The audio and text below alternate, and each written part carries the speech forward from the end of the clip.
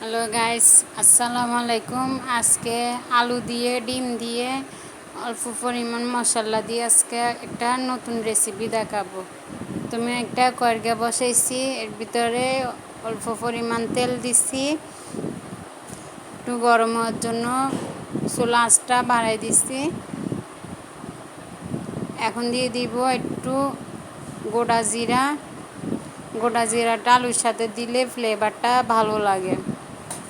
আপনারা মশলা গুঁড়োও দিতে পারেন, আমি মশলা গুঁড়ো দিই, এমন গোটা জিরাটা দিয়েছি। সাথে দিয়েছি মাঝারি সাইজে 2টা পেঁয়াজ কুচি। এখন গোটা জিরার সাথে আমি একসাথে ভাজি নিব, এটা দোনোটা অ্যাডজাস্ট করে ভাজি নিব। গোটা জিরার সাথে এখন আমি দিয়ে দিছি 6-7টা কাঁচামরিচ ফালি করা, দিয়ে একটু লাড়ি সাড়ি একটু ভেজে নিব। এর সাথে দিলাম 1 চামচ রসুন বাটা, আদা বাটা অ্যাডজাস্ট করে আমি বাটি নিছি। এখন লাড়াচাড়া করে একটু ভেজে নিব।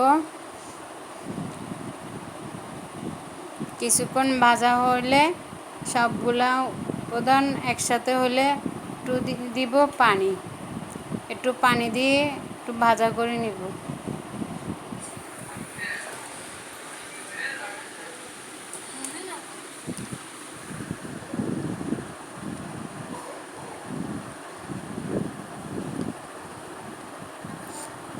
দিয়ে দিলাম 1 চামচ হলদের গুঁড়ো, আধা চামচ মরিচের গুঁড়ো। আমি আগে দিয়ে দিলাম 1 চামচ লবণ। আমি আগে দিয়ে একদম কাঁচামরিচ দিছি বেশি করে, এজন্য আমি মরিচের গুঁড়োটা কম দিছি। আপনারা আপনারা ঝাল বেশি ভালো লাগলে আপনারা মরিচের গুঁড়োটা একটু বাড়ায় দিতে পারেন। এখন আমি ভালো করে এটা কষিয়ে নিব। কষিয়ে পরে আমি আলুটা দিয়ে দিচ্ছি। মাঝারি সাইজে 4টা আলু আমি কেটে নিছি। আপনারা আপনাকে ইচ্ছা হলে আপনারা আরও বেশিও নিতে পারেন। আমার 4টা আমি আলুতে আগে দিয়ে ধুই ভিজে দিয়ে রাখছি। এখন আমি এটা ভালো করে লাড়াচাড়া কিছুক্ষণ কষিয়ে নিব।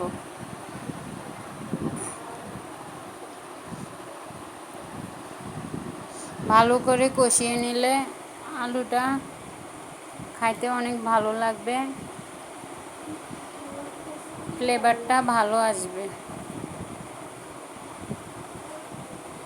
এখন আমি দিয়ে দিলাম মিডিয়াম সাইজের একটা টমেটো কাটি রাখছি, এটা দিয়ে দিছি। দিয়ে অ্যাডজাস্ট করে নিব সবগুলো একসাথে লাড়াচাড়া করে।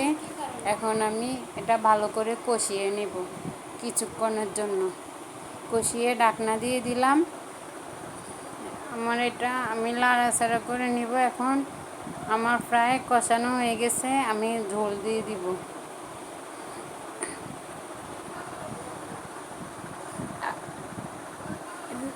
আলুটা যত কষিয়ে নেবেন তত ফ্লেভারটা ভালো আসবে। এখন দিয়ে দিলাম, আমি এখন অ্যাড করব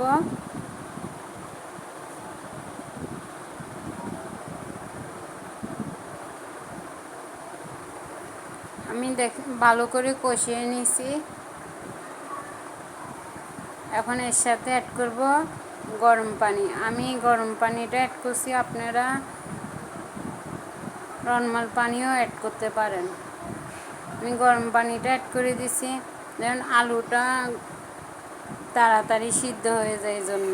এখন দিয়ে দিছি আগে দিয়ে ডিমটা ভাজি করে আমি আলাদা করে রেখে দিছি। এখন ডিমটা দিয়ে দিব।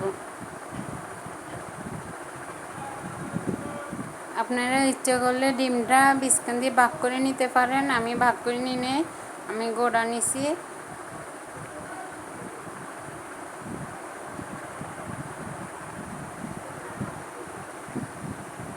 লাড়াচাড়া করে ঢাকনা দিয়ে দিছি। এখন এটার উপরে অ্যাড করছি ধনিয়া পাতা কুচি, দিয়ে একটু লাড়াচাড়া করে নেব। নিয়ে আবার কিছুক্ষণের জন্য ঢাকনা দিয়ে ঢেকে দিব। সব কিছু যেন আমার অ্যাডজাস্ট হয় এই জন্য। আমার রান্না হয়ে গেছে, আপনারা দেখেন রান্নাটা অনেক সুন্দর হয়েছে। এখন আমি পরিবেশন করলাম। রেসিপিটা ভালো লাগলে লাইক শেয়ার কমেন্ট